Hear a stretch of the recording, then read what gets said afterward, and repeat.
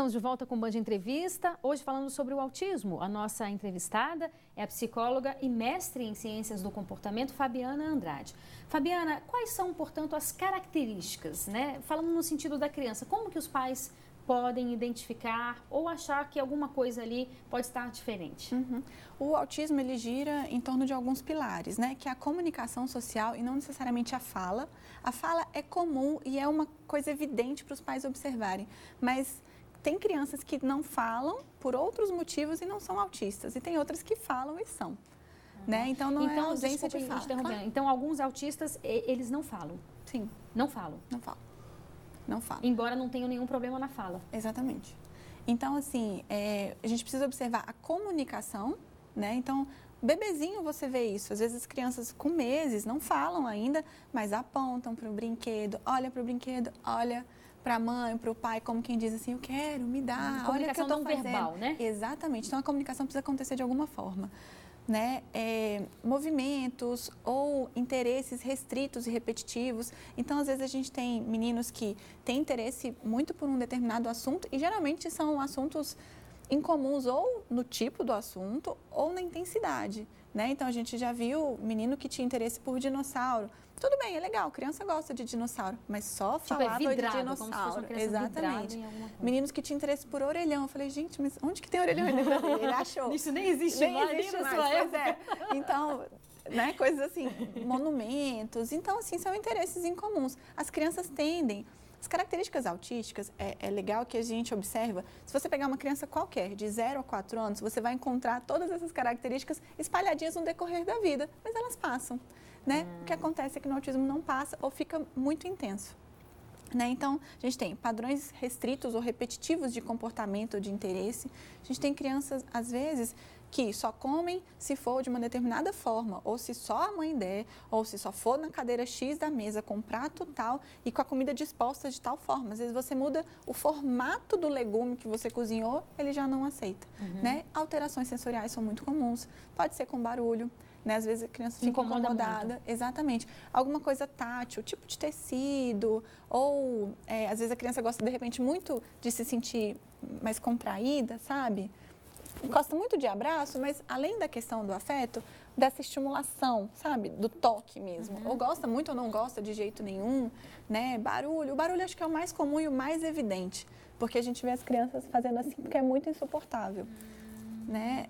Ou às vezes a gente vê as crianças olhando os objetos de uma forma diferente. Então, ao invés de a gente olhar assim, preferem olhar dessa forma, sabe? Como se fosse usando uma visão mais periférica.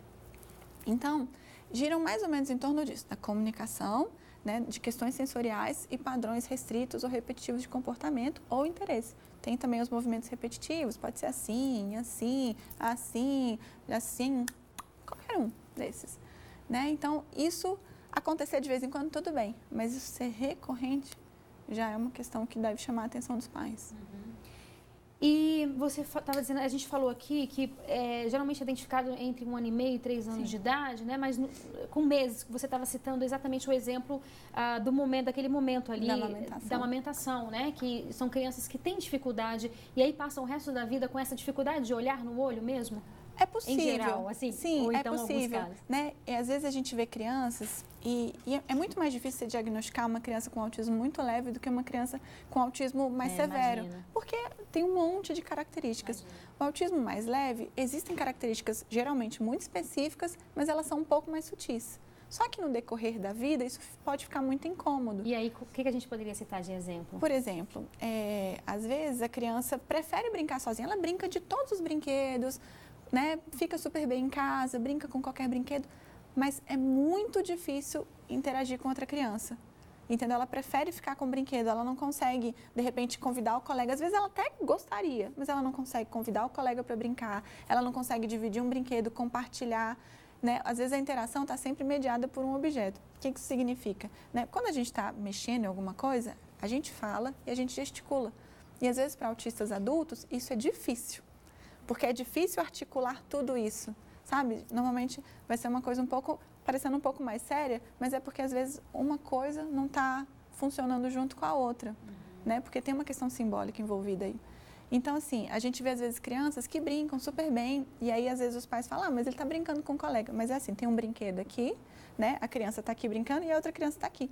Essa criança está só no brinquedo. A criança está até ao lado, a outra ela criança junto, mas não ela interage. não está interagindo. E as crianças, nós seres humanos somos seres sociais, né? A gente pega, a gente olha de volta. Isso acontece muito cedo.